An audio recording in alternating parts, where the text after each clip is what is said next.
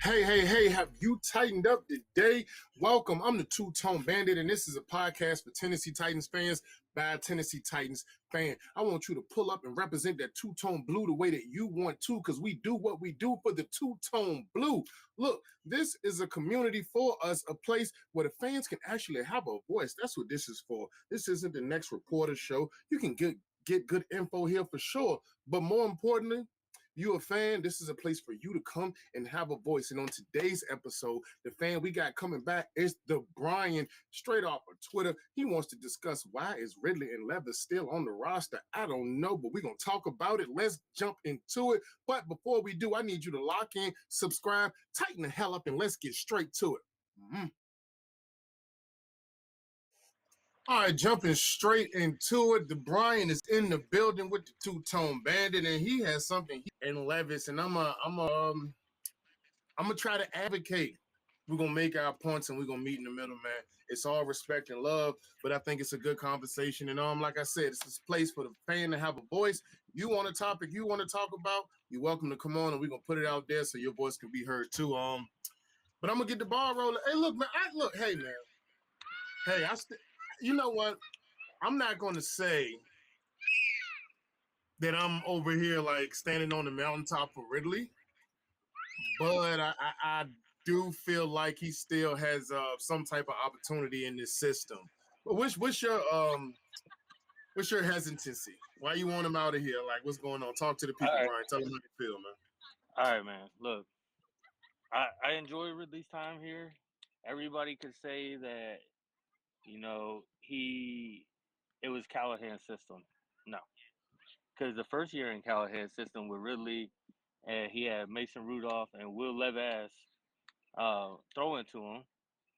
But guess what? He still went for 1,000. Last year, he played 7 games, had 300 yards, dropping the ball all over the place. He's going to be 32 in the season. He's coming off a broken leg. I think we've already seen the regression start. That's my honest opinion. I mean, I guess it's as simple as that. Okay. I mean, so you okay? If he would have had a full season last year, where would you have projected his numbers to have been?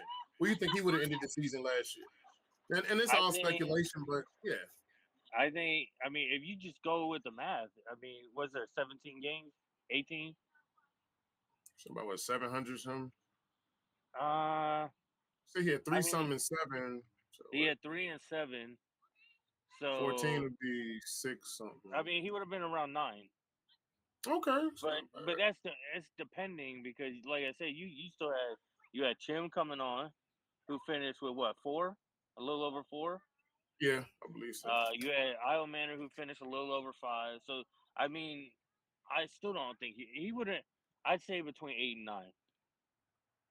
But the biggest issue I have is a lot of fans look at him as a wide receiver 1. That's not what he is. He's not a 1. Yeah. He's a 1 in Tennessee because he has to be.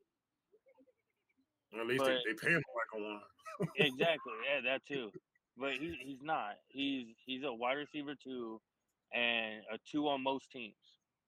But that's been one of the biggest things with the Titans is we've always had to use a guy who's lower in the pecking order and elevate him into what role we needed him at. I think they're changing that around, though. I do think that's been the old regime, and I think we may still have some remnants, but that's just – I think anything faster may be an emotional decision, and I think that they are weaning the guys out. Like, in my opinion, I think they'll let them play out the year and just won't bring them back next year. I mean, they are paying the guy $35 million. I mean, if anybody can get – and I'm just saying, like I said, look, I just believe in Dayball's system more than I believe in Callahan's. And Dayball has more experience with Calvin. So I just feel like he can put him in a great position to – it's not about necessarily being that guy where, like, he's going to go out here and do, 1,500, 1,600 yards and 10. So, no, that's not what I'm predicting. I'm predicting just at least you're going to respect, like, spread out the DBs on the field. Like I was making a point yesterday on last show, we were talking about DK. You got a lot of people saying they want to get DK more involved in the receiver. And I'm like, I'm kind of split on that. I'm not against him having receiver roles, but I don't want to take too much away from his special team usage, and or I don't want to put too much usage on him by using him on special teams and then using him too much as a wide receiver. I would like to get the longevity of his talents. So the example that I used was you can have him in certain situations where, you have that guy that comes in and goes up and goes across the middle and picks up a 20, 30-yard, pass to convert downs. Or because of his speed, you could just use him as a decoy. You can use him to take the top off. And like I said, you got two options at that point. Either they respect him as a receiver and they're going to follow him, or you're going to let him go. And at that point, if Cam sees the opening, let the ball go. But if you do respect him as a receiver, then that'll allow you to, if the guy follows him, then that opens up the middle from somebody like, Wandale or who else we got at the slot? One of the slot receivers to come in and open it up. So I don't. It's tomatoes for me, but I do see usage there. I don't think it's a total bust. I just don't think it's a future investment that will keep entertaining past this year. So what do you think his role will be if well, okay, let me ask you this. Ideally, what receivers would you like us to walk away from the draft with? Oh, you saying from the draft? I thought you were still talking free agency because there's still. No, we're gonna come back. I'm just trying to see where you at mentally. So, bro, I'll die on this hill, bro. A lot of people have already backed out on him. I want Carnell Tate, and I posted in our chat earlier. I don't know if you saw he had his pro day today, bro. Oh yeah, one of the smoothest route runners I've seen in the draft. Dude's got an insane catch radius. He can go over the top if he absolutely needs to.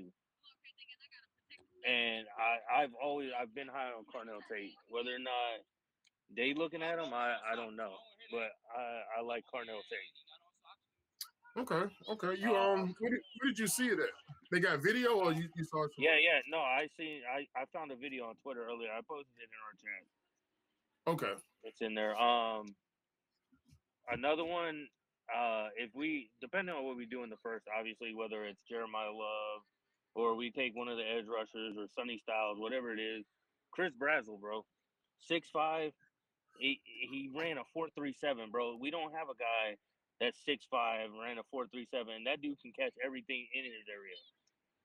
Yeah, I'm with you on that. So, and a lot of people will say, well, the Tennessee receiver doesn't translate well, into the NFL. But and he said it himself. That wasn't the same kind of offense Tennessee's ran in the past. Yeah. So. Yeah, true. True. How you feel about Boston? I haven't watched a lot of him. I need to go. I've heard a lot about him. I need to go watch some of his. But I'm kind of just me myself. I'm kind of set with Brazzell and Tate. Another one I would consider is Lemon, depending on if you trade back. But that you got to trade back probably, I'd say the between 13 to 16 area to take Lemon. Well, let me ask you that. Speaking about that, how would you handle the first round? Would you go in and get one of your prospects? Yeah, let me ask you that. So, how would you handle the first round? Who would you pick? Well, we already know. We know who you're picking. But how would you handle that? Would you stick there and pick, or are you one of those people that's willing to entertain or listen to trade offers? It depends on how far you would go back. Okay, what's the most you go back? What you think? If we're going back this far, we're doing too much. What do you think? If there's a guy or if there's a team like the Saints who are ready to move on from Kamara or somebody like that, and I would consider moving back to about 8 or 9. I think the Saints are at 8. If you can drop back to 8 and pick up maybe I wouldn't even take their first. Get their first this year, obviously do a swap, and maybe a second and then a third next year. I'd be okay with that. Yeah. And then you could get Tate at 8, and then you have an additional second. So if you want to take a guy I'm high on that I haven't heard a lot of people talk about is R. Mason Thomas out of Oklahoma, the edge rusher. Okay. He dominated the Tennessee game last year. He was all over the place. So that's a guy I'm high on. I don't know whether or not other people are looking at him the same. Interesting. Well, hopefully the team doing the due diligence and they considering all the options and not just falling in love with their favorites. Um, so, huh? Let me see. Okay, no, that's very interesting. You don't think that Ridley can do? You're not willing to give him a chance in the day ball offense? I don't have a choice because he's here this year. Yeah, this Unless is your opinion. This is you speaking how you feel about it, honestly. Yep. something. So I've seen a couple tweets about it, and something I don't know if anybody else has really thought about is, they restructured his deal, but could they have restructured it to where it's cheaper for another team to come and get him now? I don't know how restructures work on the last year of your deal. I think you might have to have another year at least because it restructures the annual. And if you only got one left, it's really one. Where are you putting the rest of the money I don't know. I'm I don't not. know. I'm guessing. So But I think they restructured it honestly for okay. them to be able to get out of it next year a lot easier, and you get more of a cap savings. Because I Come think on, this year, Ridley. so Ridley, if you would have cut him this year and did like a post June 1st like deadline cut, you would have saved around 16.7. Next year, I believe if they cut him, they could save up near 22. I think this is his last year though. He got. Now, I think technically, when you restructure, you add a year. so. They already did. Oh, you saying if they restructure? No, they already did. They already Oh, they, restructured Ridley. oh, well, maybe Yeah, that's they okay. his cap is down to like 11 million or so, or it went down 11 million. He took like $11 million pay cut, so You he's know down what? there. I think You know what? 13 to 15 mil. I remember. I remember. I remember. Yep. Huh. That's interesting. Okay. Huh. Well, what would be the ideal lineup for you at receiver come September? And you got to put Ridley So in so there. I heard Zach Lyons say it earlier, and when you think about it this way, bro, Yeah. it sounds like it could be pretty nasty, bro. You got obviously you got Cam, you got Pollard, then you have Ridley, Mm-hmm. Wandale in the slot, Tate on the outside, and then Gunnar Helm, Hmm. bro. And if you think about it this way, because bro, that lineup they got, like that lineup of receivers they have coming out next year, bro. You Crazy. have Jeremiah Smith, Cam Coleman, bro. It's loaded. It's insane. Yeah, it's So loaded in a lot of premium so positions yeah, next yeah. year. So if you want, you could ideally you could go take Tate this year Yeah. and Mm-hmm. get your number one next year, whether it's Smith or uh Cam Coleman. Bro, I really like Cam Coleman. Okay. Okay. So that's a Do you guy think we'd I'm be in high on next position year. to get any of these? Given the fact, let's assume we had a successful season. Do you think we'd be in the position to get any of these guys, or would they go too high in the draft? They're going. Both of them will go top 10 next year. It so depending on how the draft happens or what happens in the draft, who we get, Yeah. um, I could see the Titans winning anywhere 6 to 9 games. 69. Okay. Interesting. That's I think that's where I'm at right now. I have to see obviously what they do in the draft, but based on and so Hmm. I'll tell you, I sent CJ a video yesterday. I tried sending it in our chat, it wasn't sending. I saw that. I saw you was trying. Okay. I was looking for it. So basically what I've thought about, um, do you really believe we upgraded our offense? Like ideally, I believe I want you to go position by position and tell me, did they upgrade the offense? we upgraded the team. All right, exactly the team, but did we Yeah. upgrade the offense? We got some additions. Yeah. So think But of this it's way. not. But we spend way more attention on the defense, so it's not. Yeah. I don't think to So most people's standards they would feel like the offense has upgraded yet. Not to most I people's so standards. I'll say it like this. Watch this. We'll do it Mm-hmm. real quick. I don't want to take a lot of time to do it. No, you good. We gonna knock it So out. all right, you got Cam. Cam going into year 2. Yep. You saw the glint, you saw the flashes. Good. Pollard, he got his 1,000. Cool. But I feel like same with Ridley. Like you didn't see the same Pollard you saw the year before. Um, Tajay, I love Tajay, man. Nicest dude in the world, but he can't stay healthy. I don't know Yeah. what it is, but he can't stay healthy. All right. So far you're the same. Whether or not right now you're even. I don't think you've improved. I think you stay the same. Then you Okay. got Ridley, gonna be 32, coming off a broken leg. Upgrade, got it. Uh, Io Manor, I'm like another nice dude, but I still think I need to see more. I need to see more from him. That's why I would have liked them to add 2 receivers in free agency. Um, DK, I think DK is their deep threat right now. I think they're going to use him kind of like they used Khalif Raymond a couple years ago. I keep referencing that. Yep. Mm-hmm.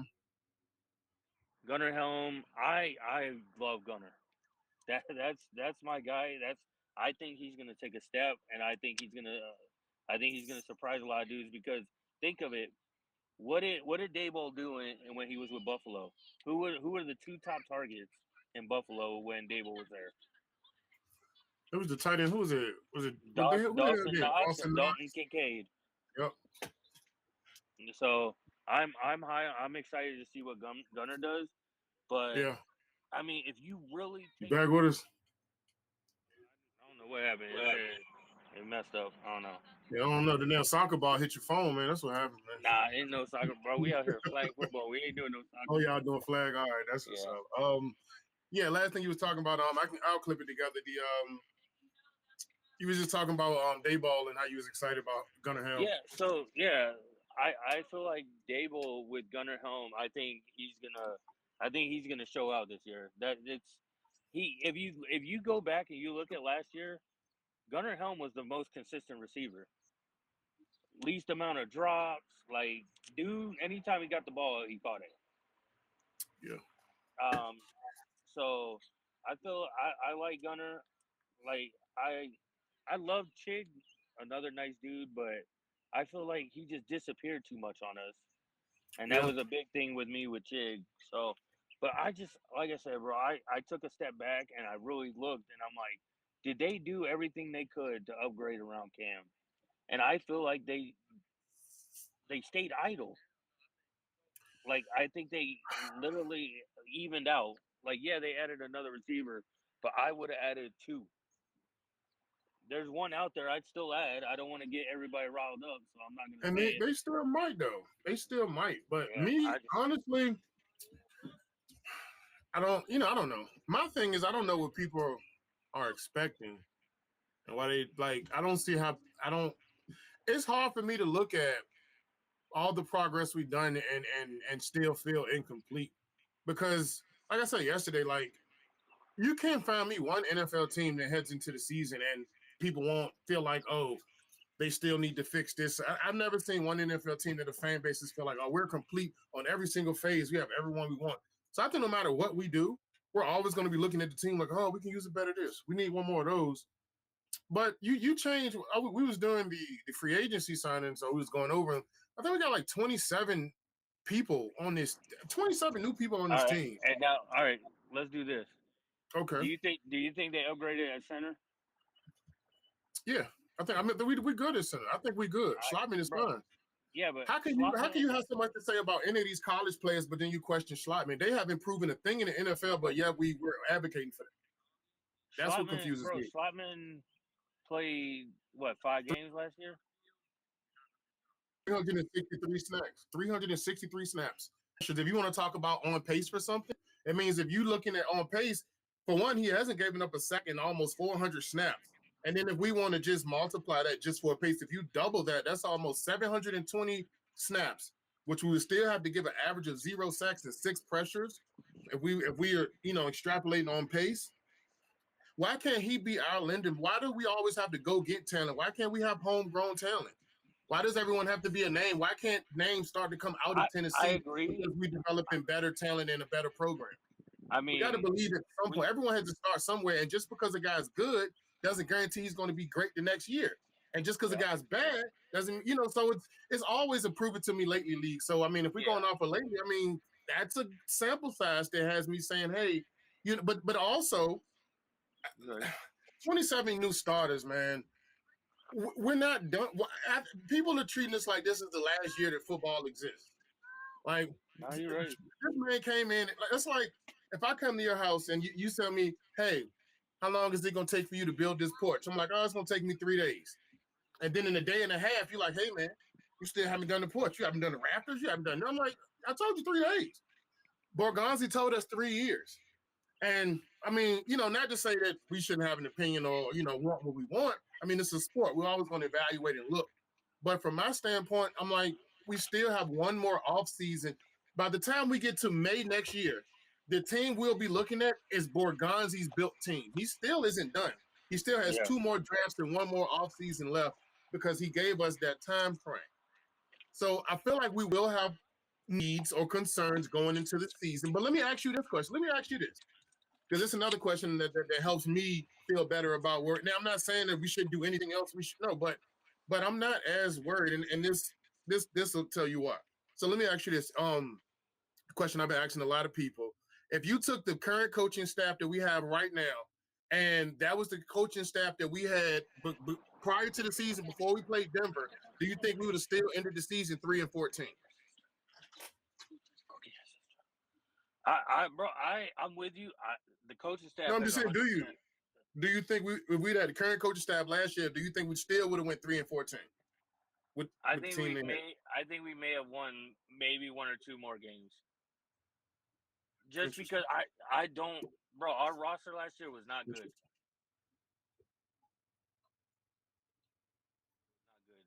good. And one more position on offense, and then we can move on to the other guy here. Okay. Right guard. Are they going to go with Jackson Slater, or are they going to this random guy that they brought in? I think they're going to bring somebody back. I think they're going to do some post-draft signings. I think they're going to evaluate the draft, see what they bring in, and then they probably do some. I think they'll do some late veteran cleanup, like in May and June, like teams do every year. I think we want it all now, and I think we're just trying to figure out what is Borgonzi doing, what is the plan. Are they going to do this? Are they going to do that? But we still have plenty of time, and so I think we're going to just run into the draft. And I think after the draft, when they see how the roster is looking post draft, then they'll go, because I mean after that you have no more options. You can't just you have to wait next year to pull in more college unless you look for some undrafted free agents. So I think at that point they'll do the veteran cleanup and bring back a Zeitler, or I'm even advocating for Cam Jordan. He had 10.5 sacks last year. He missed like 1 game in like 15 seasons, and he only cost us about average of like $7 million on a veteran year, and he doesn't even have to be the guy. He can be in rotation. I'm okay with putting that rotation in our edge. I'd bring a guy like Joey Bosa in too. People keep the reason I be Cam over Bosa because Bosa only had 5 sacks last year, and he's more injury prone than Cam Jordan. But I'm not against it. But those are prospects that we can look at as even if they get a Bain or a Bailey or Rio or who, I can still see them adding another veteran on a 1-year deal to come in and be able to help with rotation on that edge. But it's gonna be interesting. I think we got to trust the process. But let me tell you my thing about Levis. We're gonna transition to that, or Lev ass, as you like to say. Lev ass. but this is my thing. I don't think he's our quarterback. It's just too awkward in the locker room. Just you transitioning from a number 1 guy takes your job, and you're just supposed to play Boy Scout to this guy. But I think it'd be a mistake to try to get rid of him now. And now hear me out. This is what I'm saying. Why? He was injured. Think about it like a stock. Right now, it's bad. It's low. Who would believe in him when the last thing we have on him is him being injured and getting replaced? So, I look at it like I think they'll do the same thing that they did last year with Malik Willis. But I think with Dayball, he'll actually, I mean, he's the guy that can actually develop a quarterback. So I think that, and then, I mean, looking at the games we had, if you take Miami and the Falcons game, there's something in that guy that the right coach can bring out. And I think we'll put him on tape for audition. I think Dayball will come in, work with him. He'll get majority of the preseason reps, put him on film, and then we can be able to trade him because maybe it's a team in August that doesn't like their quarterback play. And now they're shopping again. And then maybe we can then turn what would have been a 7th round pick for him right now into maybe a 5th next year because he's looking good going into the season. So I just think if we hold on, develop him under Dayball, put him on tape so he can, have another showing like, hey, look, this guy's good. His shoulder's good. He can still play. Then we can get more capital for him when we trade him off to another team. I think that's his path, and that's why I'm okay with him right now, and I can understand why he's here. But give your sentiment, man. That's your beef, man. Talk to us. All right. So first off, he shouldn't have been drafted. They quit. They quit on Malik way too quick, and look what happened. Look at the difference. Who would you say is a better quarterback right now? Go ahead. I know that's your boy, man. Malik. And I'm happy he got paid. I'm happy he got paid. Exactly. So, but besides that, we're gonna have to see. But besides that, right now I give it Willis. I'll give you an answer right now, Willis. I'll give you an answer. I'll play ball. All right. Did Levis quit on the team last year? I would say to some extent. When did he decide that he was going to have surgery? I don't know. It was during the season for sure. I believe, no, like in December. It was the day before camp started. Yeah. I thought it was okay. Well, see, okay. Day before camp started, he quit on the team. There's nothing that he could do to me to say I should be here. I think he knows he's not going to be. Yeah, if it was me, I would have already moved him. I would have moved him for a draft pick. I don't care if it's a 7th. You can do a 7th pick swap. I don't care. But why go for a 7th when you can get a 5th for? You ain't ain't no way in hell.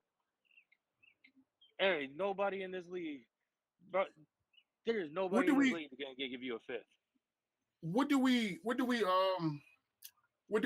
was Malik? What was the trade between Malik and Green Bay? I want to say it was a 6 or a 7. You are not getting a 5th for Levis. I promise you. You never know. Never know. But I don't see why he's still here.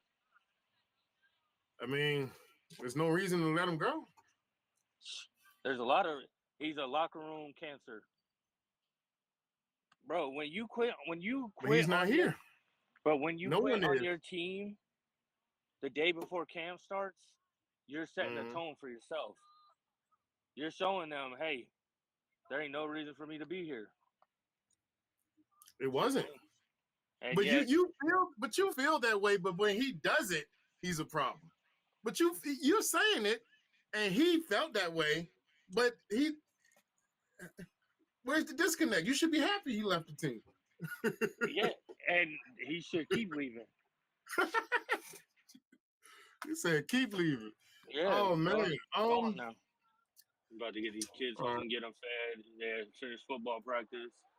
I got my real quarterback will be back in town tomorrow. A real one, not the quitter that's in the back.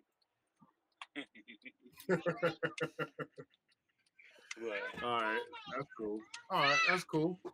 All right, I'm gonna take us out of here. Let you get back to your family time. I love the shirt, man. You send me one. It's crazy, bro.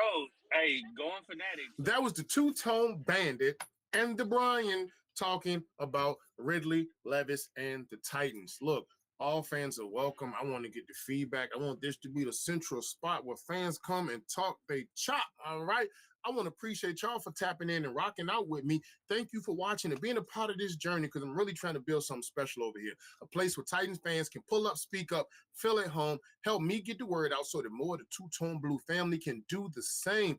Everybody is welcome. And if you really enjoyed this, do me a solid. Like, share, subscribe, please. Follow. Catch me on Twitter, IG, TikTok at the Two-Tone Bandit. Let me know how you feel down below. All right, I'll be checking back soon. TTFU all day. Tighten up, baby. I'm the Two-Tone Bandit and I'm out. Boom.